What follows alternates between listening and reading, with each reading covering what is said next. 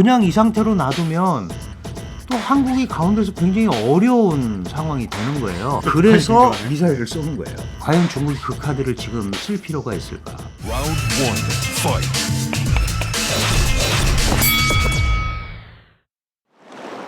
네, 안녕하세요. 박지원의 경제한방 이제 2부를 이어갈 텐데요. 자, 곧 있을 베이징 동계올림픽 이후에 과연 국제 정세는 그리고 중국의 정치 상황은 어떻게 돌아갈지 이야기를 나눠볼까 합니다. 한국외대 국제지역연구센터장이신 강준영 교수님과 2부를 함께 하겠습니다. 네. 야, 이거 뭐 외교관 안 보내? 뭐 이런 식으로 나오니까 이거 올림픽 하기 전에도 지금 이 난리였단 말이죠. 근데 이게 올림픽이 끝나고 나면 중국을 중심으로 한 미중 관계가 또 어떤 식으로 바뀔지 궁금하거든요. 네, 지금 미중 관계 특히 미국은 이제 올림픽 보이콧을 선언을 했고 파이브 아이스 국가들하고 일부 유럽 국가들 그리고 일본 이렇게 이제 여기 동참 의지를 밝혔습니다. 그런데 미국이 생각하는 것만큼 새가 뿔지는 않고 있어요. 네, 처음엔 좀 네. 뭐 미국 새가 좀 있는 것처럼 보이죠. 민주주의 정상회의까지 했는데도 불구하고 이제 미국의 입장에서는 이제 손님이 안 붙는 거죠. 네. 더 많이 와서 압박을 해줘야 되는데 네. 오히려 푸틴이 올림픽에 참가하기로 해서 중국과 러시아의 밀착도만 더 강화해 준 거 아니냐. 이제 그런 얘기까지 지금 나오고 있습니다. 네. 결국 이제 올림픽을 어떻게 치르냐가 문제겠죠. 올림픽을 지금 무관중 경기를 할 거고 그다음에 무관중이 너무 심심하니까 국영기업 그 근로자들을 갖다가 안 치겠다 뭐 이런 얘기까지 나와요. 그랬더니 국영기업 우리는 뭐냐 그러면 아니 지금 코로나에 국영기업 직원들 안 걸리는 것도 아니고 이건 좀 그래서 심했는데요. 하여간 뭐 그런 그 이제 매우 중국적인 발상이죠. 네. 입장권 판매도 전혀 하고 있지 않습니다. 그렇다면 아주 제한되게 올림픽은 성공적으로 치를 수 있죠. 네. 국민들이야 뭐 그것만 보면 되죠. 예를 들어 우리 KBS도 올림픽 중계단 보내겠습니다마는 운동 경기장 이외에는 코로나 핑계로 아마 완벽하게 통제할 겁니다. 네. 그러면 사실 올림픽이라는 게 국제 화합의 장이고 뭐 뒷골목도 좀 가보고 네. 항상 뭐 나쁜 거 좋은 거 있지만 그래서 친근감도 쌓고 그러는 건데 그게 일절 지금 통제가 되는 상황이란 말이죠. 그러면 정말 올림픽 경기만 중계하고 그렇다면 올림픽 자체는 무사히 끝날 수도 있죠. 네. 그럼 이제 그 이후에 그럼 올림픽이 끝났는데 사실 중국의 입장에서는 올림픽을 이렇게 미국이나 서방 국가들이 방해하는데도 잘 치렀다는 게 성과로 된다면 엄청난 성공 소재거리로 국민들도 한테도 얘기할 수 있고 네. 국제사회에도 할 수가 있는 거예요. 그리고 러시아 푸틴이 왔기 때문에 중러 관계가 강화되는 걸 가지고 또 미국한테 압박을 할 수도 있고 네. 그래서 그런 여러 가지 지금 그 방향성이 나타나는데요. 핵심은 아마 그럴 것 같습니다. 이걸 잘 치르고 나면 중국이 이제 20차 당대도 있고 그렇기 때문에 국제사회에서 목소리를 내고 이런 거는 지금 1번 주제가 아니에요. 네. 국내 안정이 1번입니다. 그래서 모든 거를 국내에 초점을 맞출 수밖에 없다. 네.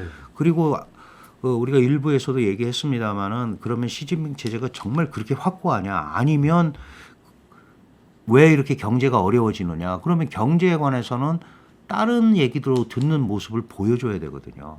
경제는 원래 그 총리 시스템에 의해서 움직이는 건데 그거를 시진핑이 그동안 쭉 주도를 했단 말이죠. 그래서 보이지 않는 그 발전 전략이나 정책을 둘러싸고 이 알력이 좀 있습니다. 그러니까 이 중국 경제의 침체를 L자형으로 볼 거냐 아니면 U자형으로 볼 거냐 뭐 이런 거 갖고 싸우잖아요. 네.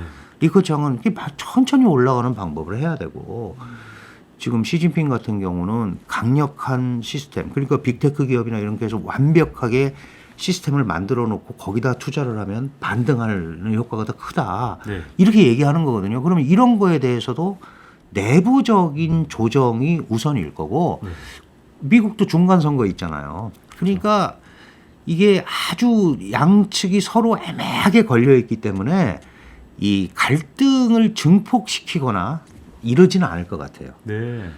북한이 이런 걸 노리는 겁니다. 여기 또 그래서 북한이 등장하네. 미사일을 쏘는 거예요. 아, 지금 뭐 그렇게. 미국도 머리 아파 죽겠죠. 네. 우크라이나, 이란, 네네. 중국하고 싸우고 중국도 지금 국내 문제 막 이러는데 미사일을 땅해서 이제 이 핵정국을 자기네로 다시 가져오려고 이런 것들이 복합적으로 얽혀 있거든요. 올림픽 끝나고 나서는 경기 회복, 네.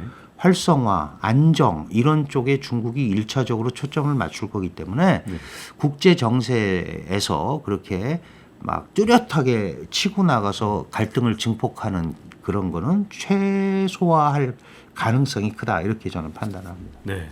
중국이 자꾸 이 타이완 중심으로 압박을 계속하는데 지금 올림픽 전이라서 이전에 막 침공하는 것처럼 괜히 네. 이상한 여러 가지 행동들이 있었잖아요. 맞습니다. 근데 올림픽 끝난 다음에 또 다시 시작하는 거 아니야? 이런 걱정이. 예, 걱정이 있죠. 걱정이 네. 있는데 사실은 중국이 대만은 이제 카드로 가지고 있는 거거든요. 네. 카드. 대만한테는 안타까운 일이지만 이제 마치 바둑판의 팩감처럼 쓰이고 있습니다. 네. 트럼프가 37년 만에 처음으로 미국 대통령이 대만의 차잉원 당시 총통한테 직접 전화를 걸었단 말이죠. 그래서 이게 하나의 중국 원칙을 결정적으로 깨는 거고 그 이후에 인도태평양 전략이나 이런 데 있어서 대만의 국제 지위를 굉장히 높여주는 네. 그리고 그걸 통해서 이제 중국을 견제하려는 그리고 결정적으로 TSMC라는 세계 제1의 그 파운드리 반도체 회사를 이제 미국으로 모셔가려는 네. 제스처를 취했고 뭐 우리 삼성도 갔습니다만 이렇게 되다 보니까 야 이게 그냥 놔두면 안 되겠다. 하나의 중국 원칙도 깨지고 특히 중국 지도자에게 대만은 영토의 문제가 아니고 통일의 문제입니다. 통일의 문제. 근데 이게 지나치게 강력한 대만 압박이 과연 성공할 수 있느냐? 사실 중국이 대만을 장기적으로 보면 점령할 수 있겠죠. 근데 쉽지 않습니다. 네.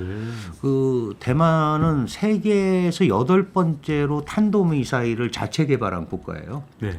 그러니까 중국도 상당한 피해를 봐야 되고 중국의 피해라는 거는 기본적으로 이제 국제사회에서 침략국이 되는 거고 네. 그렇지 않아도 여러 가지로 어려운데 과연 중국이 그 카드를 지금 쓸 필요가 있을까? 네. 그리고 일거에 점령하면 모를까? 쉽지 않다. 네. 그럼 대만에서는 뭐 3일만 버티면 미국이 도와줄 거다. 그러는데 미국이 도와줄지 안 도와줄지는 또 별개의 문제입니다. 네. 사실 알 수가 그거 없잖아요. 무조건 개입할 예, 거라고 이제 대만 말은 사람들, 타이완 하지만. 사람들 있잖아요. 네. 그런데 네. 지켜줄 게 있으면 지켜주겠다라고 얘기는 했어요. 네. 바이든이 CNN하고 인터뷰에서. 근데 네. 궁극적으로 어떻게 할지는 모르고 제가 말씀드리는 거는 카드는 오픈하면 카드가 아니죠. 예, 그렇죠. 카드는 갖고 있어야 카드인 그렇습니다. 거예요. 맞습니다. 네. 그러면 이게 미중 간에 굉장히 중요한 카드인데 이거를 탁 깔려고 할 거냐? 저는 안 할 거라고 보고 네. 일부 미국에서는 이런 시각도 있습니다. 이 미국의 군수 업체들이 이 중국의 대만 침공, 남중국해 확장 뭐 이런 거를 이제 군산 복합 논리라고 그러잖아요. 군수 산업이 강화돼야 된다. 결국 먹거리 싸움 아니냐. 뭐 이제 이런 시각도 있어요. 근데 대만은 기본적으로 지금 이제 독립지향적인 차잉원이란 총통이 지금 대만을 통치하고 있는데 많은 사람들이 현상 유지가 1번입니다. 한 70%가 그냥 지금 이대로 있는 게 좋다. 통일 이런 게 아니고. 그런데 지나친 차잉원의 탈중국화 정책은 상대적으로 친미, 친일로 가잖아요. 이 지나친 이런 정책은 이런 걸 보여줄 수가 있다. 예를 들어 95년에 장저민 시절에 미사일 실험을 했단 말이죠. 그 탄도미사일 실험을 해서 대만 해협에 뻥뻥 떨어뜨렸더니 하루에 돈이 100조씩 빠져나가는 거예요. 아, 그 정도군요. 여기에 못 살겠다. 그러니까 네. 그렇게 영향을 많이 받는단 말이죠. 예. 그래서 그렇게 그 쉽게 그 하지는 않을 거다. 네.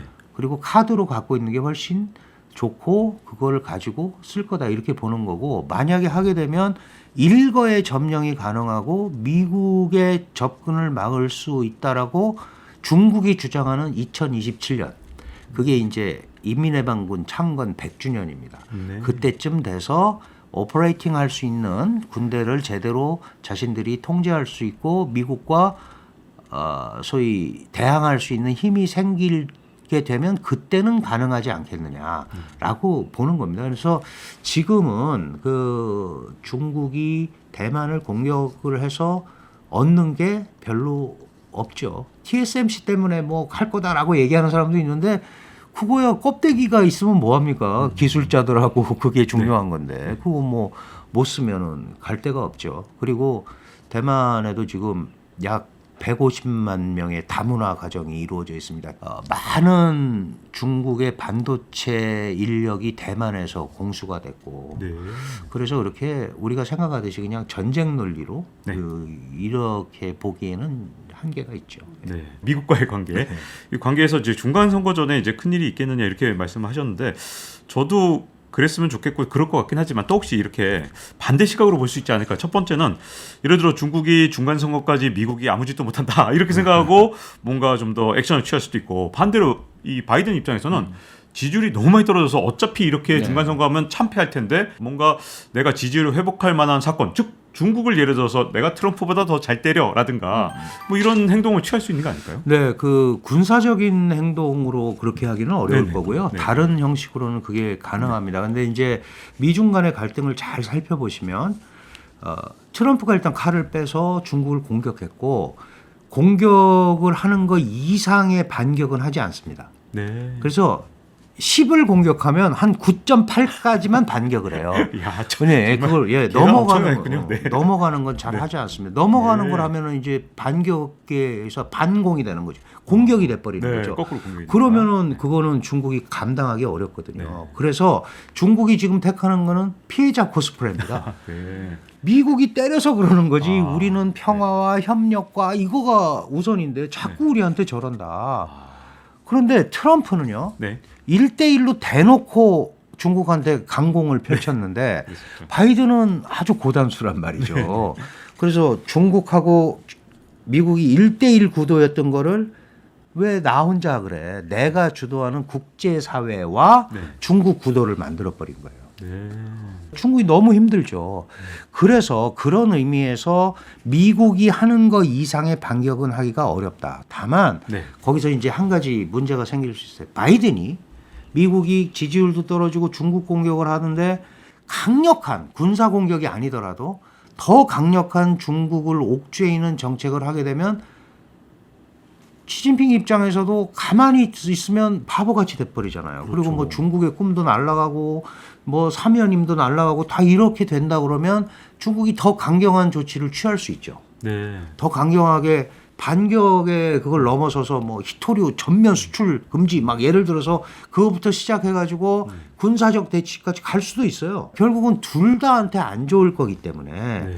지금 작년 11월 16일에 미중 화상 첫 번째 정상회담에서 바이든이 첫 마디가 그거였잖아요. 그 가드레일 만드는 거다. 넘어서는 안 되는 선을 하려고 한다. 그게 바로 이제 중국에서는 관공이라는 표현을 씁니다. 네. 이 공은 통제하다라는 뜻이고요. 관리하다라는 거예요. 통제 가능한 범위로 양국의 갈등을 조정하자. 네. 그러니까 남중국해 문제도 예를 들어서 섬이 있으면 영해 12헬이 배타적 경제 수역 200헬이잖아요. 네. 원래 배타적 경제 수역도 군함이나 이런 게 들어가면 문제가 생깁니다. 미국의 군함이 배타적 경제 수역을 들어가는데 절대로 영해 12헬이 안에는 안 들어가요. 네. 그게 그거는 무슨 얘기냐? 네. 그거는 인정해 준다는 거거든요. 네. 그거를 중국은 남중국해 문제도 미중 간에 잘 관리 통제가 되고 있다. 다시 말씀드려서 네. 올해 벌어지는 다양하게 말로 설전하는 거는 오케이.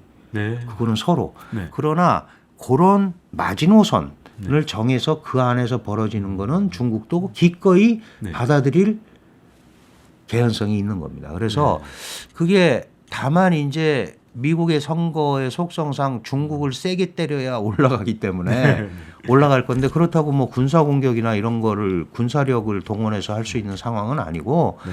결국은 이제 뭐 홍콩이라든지 이런 문제에 대한 인권 문제 이거를 세게 하는데 며칠 전에 아주 또 중국이 한 발 물러나는 모습을 보여줬잖아요. 네. 신장 위구르의 서기를 교체했고 네. 홍콩 쥐었던 거에서 홍콩이 중간자적 역할을 해서 중국에 들어가는 외자의 60%가 홍콩을 거쳐서 들어가지 않았습니까? 네. 그걸 일부 풀었습니다. 네. 안 된다고 그러다가 네. 홍콩이 약간 열어줄게. 그러니까 이것도 결국은 보면 중국이 약간 타협적 자세로 나오는 겁니다. 그러면 이 미국이나 중국 같은 이런 거대 국가들은 겉으로 막 설전을 하더라도 틈이 있으면 그런 틈을 이용해서 관리해서 넘어갈 거다. 저는 이제 그런 식으로 보고 싶은 거죠.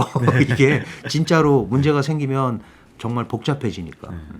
항상 이 미국하고 중국이 싸우는 걸 투키디데스의 함정에 비유해서 네, 네. 언젠가 둘은 정말 끝장을 봐야 된다 이렇게 보시는 분들이 많던데 만약에 그런 시각으로 본다면 어떻게 보면 중간 선거가 있는 올해 그나마 좀 덜 싸울 때 우리가 그래도 조금 활동할 수 있는 여지가 있을지도 모르겠다는 생각도 들고요. 그러다 보면 우리는 어떻게 해야 되나 이런 생각이 글쎄요. 예, 그 투키디데스 함정 말씀 나왔으니까 한 말씀 드리면 투키디데스는 계속 국력이 성장해야 싸우는 거거든요. 네. 중국이 네. 계속 성장해서 이제 네. 이게 도저히 안 싸우면 안 되는 상황까지 갈 거다라는 건데 네. 한계가 생기지 않겠느냐. 네. 그러면은 물론 미국도 쇠퇴하지만 이게 싸움으로 갈 만큼 투키디데스로 갈 만큼 가겠느냐라는 데 대해서 약간 의심의 시각을 갖고 있는 네. 사람도 있어요. 중국이 미국과 경쟁을 하고 뭐 삼연임도 그렇고 이걸 하려면 우선 경제 발전이 계속 지속해야 되고 거기에 세계와의 교류, 국제 분업 체계에서 움직이는 이 시스템이 담보가 돼야 중국이 세계적인 국가가 되면서 갈 수 있는 거지 혼자서는 절대 못 갑니다. 그러니까 그것도 중국이 이제 바꿔야 되는 거죠. 네. 자, 이 상황에서 그럼 대한민국은 어떻게 해야 되느냐? 대한민국의 선택이라는 개념을 따지면 폭이 거의 없어요. 그리고 네. 우리가 할 수 있는 것도 아닙니다. 그래서 제가 늘 말씀드리는 게 선택을 하지 말고 물론 이제 정권별로 필요한 게 있고 그러면 지속적으로 설득을 하자라는 거죠. 그리고 안 되는 건 안 된다고 얘기하고 설득을 해야지. 너 지난번에 그래서 그런 줄 알았더니 아니네 이렇게 되면 안 된다는 거죠. 그래서 국가의 원칙을 정하고 도저히 할 수 없는 건 안 된다고 얘기를 하고 그걸 가지고 설득하는 작업을 정교한 논리를 개발해서 계속 해야 된다. 왜냐하면 미국이든 중국이든 우리나라가 아닙니다. 우리나라는 우리나라가 하는 거지. 자기네들이 필요하면 그렇게 할지도 몰라요. 알아서 해. 네. 그게 제일 어려워요. 알아서 해. 왜냐하면 우리가 이제 이런 얘기하면 참 안 좋은 얘기지만 네. 우리 보스하고 저쪽 보스하고 안 좋아서 네. 밑에는 막 싸우고 난리가 나잖아요. 이 개파 정치가 그렇잖아요. 네. 근데 어느 순간 보스끼리는 악수를 하는 거예요. 네. 그럼 밑에도 악수를 해야 되는데 그동안 싸운 게 있어가지고 무서운데? 악수가 잘 안 된단 말이죠. 그래서 항상 공간을 두고 네. 전략적으로 움직여야 된다. 그러니까 굉장히 복합적으로 가야 되는 게 수직적인 이런 것뿐만 아니고 네. 수평적으로도 얽히고 설킬 수 있는 설득의 공간을 많이 만들어 놓는 게 대한민국이 유연하게 나갈 수 있는 방법이다. 이론적으로 저는 네. 그렇게 판단을 합니다. 사실 중국이 그동안 이제 계속 힘을 키워 나갔지만 중국 입장에서 또 약점이 뭐 미국만 지금 현재 상대해야 되는 게 아니라 인도하고도 사이가 안 좋고 그렇습니다. 러시아하고도 뭐 별로 사이가 안 좋았단 말입니다. 근데 갑자기 둘이서 막 급격히 가까워지거든요. 그렇죠. 그러면 우리나라 입장에선 우리나라 주변 국가 강대국 둘이 이렇게 손을 잡는 게 이렇게 이게 좋은 걸로 이렇게 들리진 않아요. 국제 정세 차원에서 이 변화가 앞으로 세계 질서에 영향을 어떻게 미치게 될까요? 예, 국제 정세가 그동안 이제 우리가 늘 얘기했습니다. 한미일 북중러 이 네, 구도잖아요. 그렇죠. 이게 이제 그런데 보이지 않게 다시 그쪽으로 가는 현상이 지금 나타나는 네. 거예요. 뭐 좋던 싫던. 네, 특히 중국과 러시아는 미국에 대항하는 전선 구축에 있어서는 사이가 나쁠 때도 한편이었습니다. 유엔 안보리에서도 항상 하면 미국이 뭐 하면 이 둘이 반대하는 거거든요. 그러니까 사이가 나빠도 이런 그 애증의 관계로서 뭉치는데 요새같이 미국이 러시아도 압박하고 중국을 압박하니까 당연히 중국과 러시아는 합쳐질 수밖에 없고 거기에 북한은 당연히 미국보다는 중국과 러시아가 더 가까울 수밖에 없는 거예요. 그렇죠. 그리고 그 밀착도가 한미일보다 훨씬 강하죠. 네. 북중러의 밀착도가 한미일보다 훨씬 강하다. 그러니까 이게 이제 그냥 이 상태로 놔두면 또 한국이 가운데서 굉장히 어려운 상황이 되는 거예요. 네. 이제 지금까지는 사실은 중앙아시아의 천연가스나 이런 거 놓고서 1대1로 한다고 그러니까 러시아하고 중국하고 막 계속 막 네. 티격태격하고 싸우다가 갑자기 언제부터 이 두 나라 친했지? 이러면서 갑자기 변했는데 네. 그러면 최근에 이제 우크라이나가 워낙 뉴스의 핵심이고 이 상반기에 진짜 일 나는 거 아니야? 막 대사관 철수하고 막 그러니까 다들 걱정이 많단 네, 말입니다. 맞습니다. 혹시 이게 뭐 올림픽 끝나고 나서 두 나라의 어떤 미러의 관계가 우크라이나 중심으로 어떤 영향을 미치지 않을까 하는 걱정이죠. 결국은 이제 그 나토에 가입을 하게 되면 미군이 들어가게 되고 미군의 통제를 받고 미군의 전략 무기가 배치될 수 있는 그 합법성을 부여를 하게 되는 거죠. 이거에 대해서 이제 러시아가 반발을 하는 거고 이게 극한 대립으로 갈 거냐. 대립은 세게 가는데 아마 진짜 충돌이 일어난다면 사실은 러시아가 뺏고 우크라이나를 침공하고 네.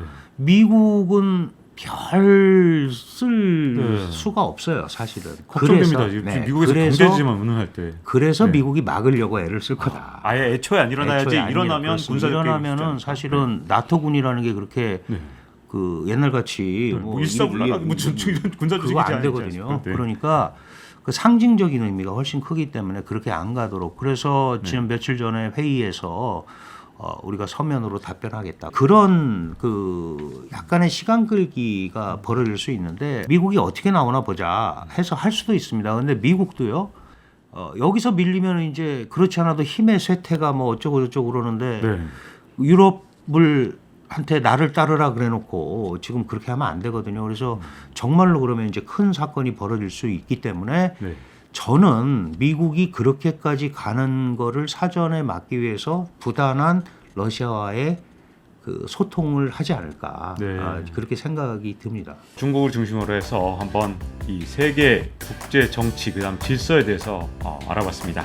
강준영 한국외대 국제지역연구센터장과 함께 좋은 말씀 나눠봤습니다. 오늘 감사드립니다. 네, 고맙습니다. 자, 잊지 말고 좋아요, 구독, 알림 설정해 주시고요. 다음 시간에 뵙도록 하겠습니다. 고맙습니다. Round one, fight.